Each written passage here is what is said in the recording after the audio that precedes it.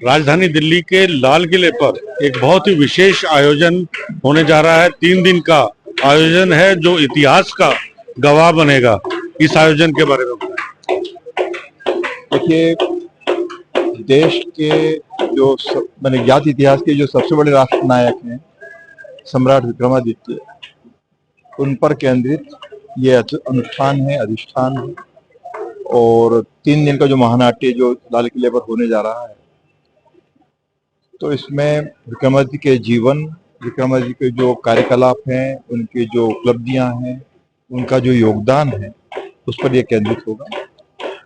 इस महानाट्य को लिखा है डॉक्टर भगवती लाल राजपुरोहित ने, जो उज्जैन के बहुत ही वरिष्ठ लेखक हैं, पद्मश्री से सम्मानित हैं। और संजीव मालवीय इसके निर्देशक हैं और आरंभ से ही वो इसका निर्देशन करते रहे। लगभग 50 प्रदर्शन इस नाटक के हो चुके हैं। उज्जैन, इंदौर, भोपाल, दिल्ली, हैदराबाद, आगरा, प्रयागराज, और अब हमारी बारी दिल्ली में है। कौन कौन रहेंगे इसमें? देखिए, जो कलाकार हैं उसके नाम बताने से फायदा नहीं कि आप लोग जानते नहीं उनको जी, लेकिन हाँ, अतिथियों में माननीय उपराष्ट्रपति जी ने सहमति दी है कि वो पधारेंगे। तो कल वो मुख्य अतिथि के रूप में पधारेंगे। परसों जो जानकारी है 13 तारीख को माननीय जेपी नड्डा जी पधारेंगे मुख्य अतिथि के रूप में। और 14 तारीख को जो हमारी जानकारी है और माननीय मुख्यमंत्री जी जो मध्य प्रदेश के हैं, उन्होंने अनुरोध किया है, तो माननीय गृह मंत्री अमित शाह जी पधारेंगे। और आज चांदनी चौक पर फतेहपुरी से जो शोभा यात्रा का जो आरंभ होना है, सम्राट विक्रमादित्य दिल्ली पधार रहे हैं, तो इसको दिल्ली के माननीय मुख्यमंत्री जो है रेखा गुप्ता जी, वो उसको फ्लैग ऑफ करेंगे। जी बिल्कुल। भारत का जो प्रथम चक्रवर्ती सम्राट रहे हैं, उनका इतिहास बहुत ही गौरवमय रहा है। पिछले लगातार समय में बुलाते रहे हम। देखिए, ये तो एक जबरदस्त साजिश रही है और ये आज से नहीं है। तो लगातार भारत के गौरव को, भारत के जो राष्ट्र नायक है उनको भुला देने का लगातार प्रयास होते रहे हैं। तो जैसे अभी महानाट्य के साथ साथ जैसे एक प्रदर्शनी हम लोग यहाँ कर रहे हैं, आर्ष भारत, ऋषियों का जो भारत है, तो जिन लोगों ने अपनी साधना से, तपस्या से, अपने अन्वेषण अनुसंधान से देश को, भारतवर्ष को जो दिशा दी है, उस पर एक छोटी सी प्रदर्शनी है और उसका एक हिस्सा हम यहाँ लगा पाए हैं। करीबन इसमें 250 ऋषि वैज्ञानिक है जिनको हमने शामिल किया है।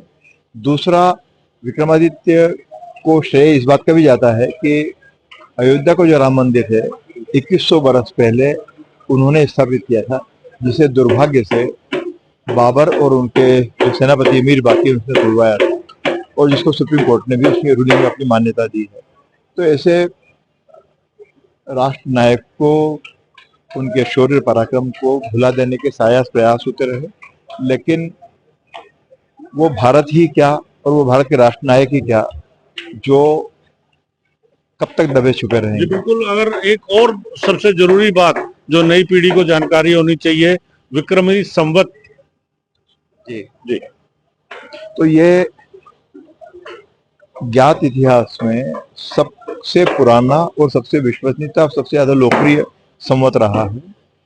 इसको भी ध्यान देने की जरूरत है कि इसको भी आजादी के पहले भी भुला देने की कोशिश हुई, और संविधान को 1949 में जब अंगीकार किया गया, तब तक विक्रम संवत को एक राष्ट्रीय संवत के रूप में मान्यता दी जाती रही।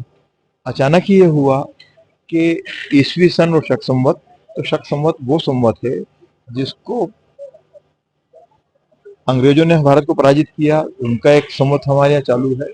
और शक संवत तो वो भी विक्रमादित्य के 135 वर्ष बाद फिर से शकों ने हमला करके जो देश पे कब्जा किया और अपना संवत प्रवर्तित किया। तो ये विचार करने की बात है कि राष्ट्र में विदेशी आक्रांताओं के संवत चलेंगे या विक्रम संवत को चलेंगे। बिल्कुल। अगर बात की जाए सेना की, तो सबसे बड़ी सेना विक्रमादित्य जी की थी। जी जी। और वो पूरे बृहत्तर भारत में, न केवल भारत में बल्कि बाहर भी, जो सीमांकन उस तरह का तब नहीं था, तो अफगानिस्तान हो, ईरान हो या दक्षिण पूर्व एशियाई जो देश हैं, वहाँ भी विक्रमादित्य के शौर्य पराक्रम और सांस्कृतिक वैभव की जानकारी मिलती है।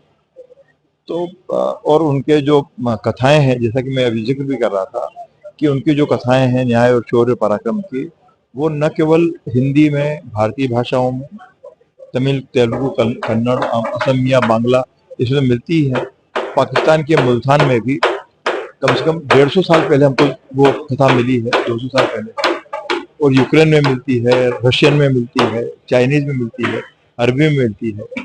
और एक याद मैं करना चाहूंगा, माननीय हजरत मोहम्मद के जन्म के 135 वर्ष पहले अरब देशों के जो उस वक्त के जो शासक थे, उन्होंने भी विक्रमादित्य का आभार व्यक्त किया।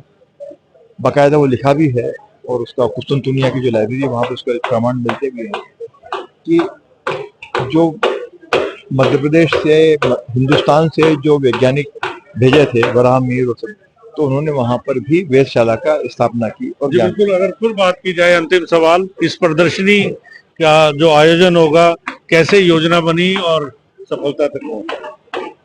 नहीं, योजना तो लंबे समय से चल रही है, 2006-7 से चल रही है। और जैसा कि होता है कि कोई भी चीज जो है, पौधा जो है, धीरे धीरे ही पेड़ का रूप लेता है।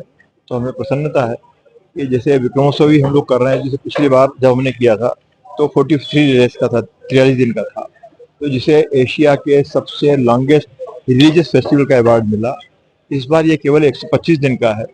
तो मुझे नहीं मालूम कि दुनिया में इतनी लंबी अवधि तक चलने वाला और इतने वैरायटी में चलने वाला, कि जहाँ उद्योग व्यापार मेले भी हैं, जहाँ पर न्याय और शौर्य पराक्रम की बात भी हो रही है, खगोल विज्ञान की बात भी हो रही है। तो मुझे नहीं लगता कि दुनिया में ऐसा कोई भी उत्सव होगा जो विक्रम उत्सव की बराबरी कर सके। जी।